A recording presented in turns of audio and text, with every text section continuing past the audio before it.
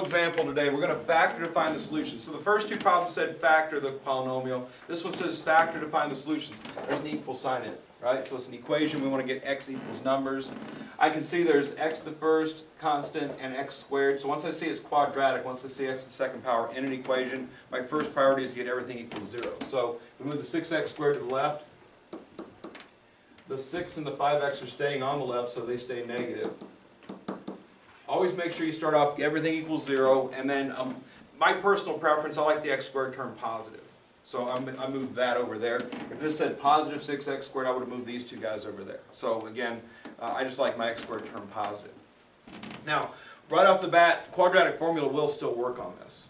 Okay, but it does say to factor to find the solutions. When it tells you that, that just means it's factorable. And I'd like you to do it this way just to practice the skill, get good at it. All right, but let's say it's test time. I would just say solve. So you can factor if you want to factor. You can do the quadratic form if you want to do that. If you wanted to complete the square, I wouldn't even mind that. But just use whatever technique you want on a test. But in homework, do what they're asking you to do. So I'm looking for factors of this times this is going to be negative 36x squared, whose sum is the middle term of negative 5x. That'd be negative 9x and positive 4x would do the trick. Negative 9 times 4x is negative 36. Negative 9 plus 4 makes negative 5. Again, x squared just breaks down to x on both objects. Negative 9x plus 4x is what we're going to transform the middle term into, and I'm going to put the 4x in the third slot. So 6x squared minus 9x plus 4x minus 6 equals 0. Once I get it broken into a 4-term polynomial, the factor by grouping happens again. Group the first two, group the last two, plus in the middle.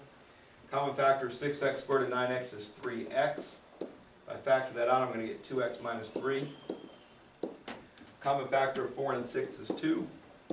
And take that out, I get 2x minus 3.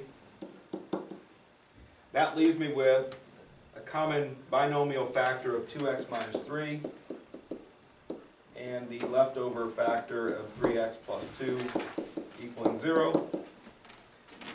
And again, the last two problems we had to factor, that was it. This one says factor to find the solutions. I got factor form equals 0, so my last step is factor 1 equals 0 or factor 2 equals 0. I want to solve each of those individual equations. So 2x minus 3 equals 0 or 3x plus 2 equals 0. And then just solve those linear equations.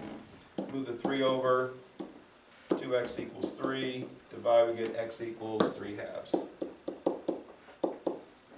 For the green equation, move the 2 over, subtract, we're going to get 3x equals negative 2. Divide both sides by 3, we're going to get x equals negative 2/3. When factoring is possible, factoring is the most efficient way to solve a quadratic every time. But the quadratic formula works. Just know that there would have been a square root that would have been an exact square root. The numbers would have been rather large because divided by 12, you know. So when you start putting that lead coefficient in, the numbers get a lot larger. So if you can see how to factor it, you know, finding out how to do this, and if we get pretty efficient at doing this, this step's pretty simple. So if we can get efficient at this, that's going to be our best route for solving equations when it can be done. If the answer is 6 plus or minus the square root of 17 over 8, the quadratic formula is the only way you're going to go about doing it, or completing the square. But when the answers are nice rational numbers like this, factoring will work. So just keep that in mind. Always a good thing to do before you start solving. Can I factor this thing?